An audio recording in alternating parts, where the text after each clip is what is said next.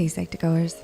Whoever said sticks and stones may break my bones, but words will never hurt me, forgot about emotional wounds. Ever stop to wonder why that forgotten birthday still hurts, even though it happened many years ago, or why you still stay awake at night wondering why someone backstabbed you in high school? Those are emotional wounds that have not healed. Unlike physical wounds, they aren't visible and we don't have a surefire, simple band-aid for it. The good news is that healing these wounds takes a few different tactics that we may not have thought about before. So let's go through how to recognize that you need that emotional first aid kit and how to use it. Number 1, being alive, but not living. Sure, being alive can be clinically spelled out in cool terms. Your heart is beating, you're able to remember your name, you can perform work functions, you eat food, and you sleep at night. But living is different. It's when you follow a passion, do fun things, and do anything outside the bare necessities. Maybe you've lost a loved one, and since then you felt undeserving of happiness. So you cut yourself off from all these things. And before you know it, you start living in survival mode. You're alive, but not really. Step back, look at the situation. Understand that you have a right to grieve, to be angry, to be hurt. Connecting with others can help you understand that living your life is not causing these things to happen. You may, in fact, find that not living your life is in fact hurting those around you who are still there for you and care about you. Number 2, being disproportionately angry or sad or emotional or Emotional wounds are wounds. When wounds are still tender and raw, a breath of fresh air can feel like fire. You know yourself. You know what normally gets to you. And when you start getting angry at things where 2 seconds later you think, what was that all about? Why did I yell at them? That's a sign of a possible wound that needs attending.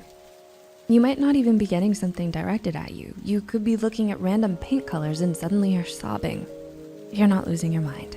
It's your emotions trying to communicate to you, saying, hey, you have some processing to do so we can get to healing. It likely means that there's something that hasn't been fully acknowledged and dealt with. It may be perceived as embarrassing or you thought you were done with it. But if you're still emotionally everywhere, perhaps it's time to take a second look and acknowledge these emotions. Number 3, you can't stop replaying the situation over and over. Admitting the situation and talking about it is good. You have to admit that it's there for it to be healed. But if you keep talking about it without direction or purpose and on repeat, it's gone from helpful to harmful. So when talking about the situation or assessing it, always ask yourself, what am I getting out of talking about it? Is there something I still don't understand that will help me move to the next step? And ask yourself honestly if you're repeating things because you're denying what you already know, but hoping to get a different answer. This is not closing a wound, it's reopening it and undoing all the hard work you've done before. Number 4, self-growth stunted by fear. Part of living or experiencing life is continuing to grow. Learn and reach out. Being hurt emotionally can make you hyper-aware of other intense emotional opportunities.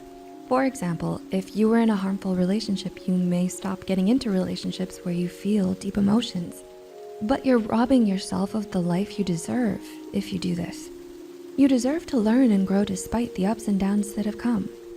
It's normal to fear the unknown and the what if, but having the courage to grow anyhow is worth it. We're not saying don't fear, because that's inhuman. It's how you deal with it that matters. Understand your fear and recognize that the bad thing is not the only option that will happen. Recall, remember, and recognize all the factors that are on your side.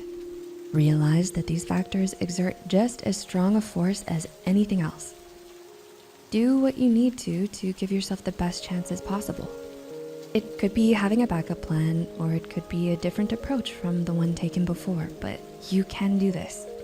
And number 5, sleep schedule. What sleep schedule? Have you been losing sleep? Even when you haven't been downing caffeine or stay awake meds? If so, something is going on emotionally. Ironically, getting good sleep is one of the things that will assist with healing that wound. So, tackle this by getting yourself an honest-to-goodness routine. That's right, sleep prep. Here are a few suggestions to get you started making your own personalized routine. No food or electronics 1 hour before your goal sleep time. Meditate to calm and quiet your mind. Sip some warm tea with natural calming agents like chamomile. Sleep helps your whole you recoup. Persistence and courage are required to heal emotional trauma. Many of us can agree that emotional trauma cuts deeper and lasts longer than most physical injuries. With something so complex, it's easy to feel like we have no choice but to hurt forever.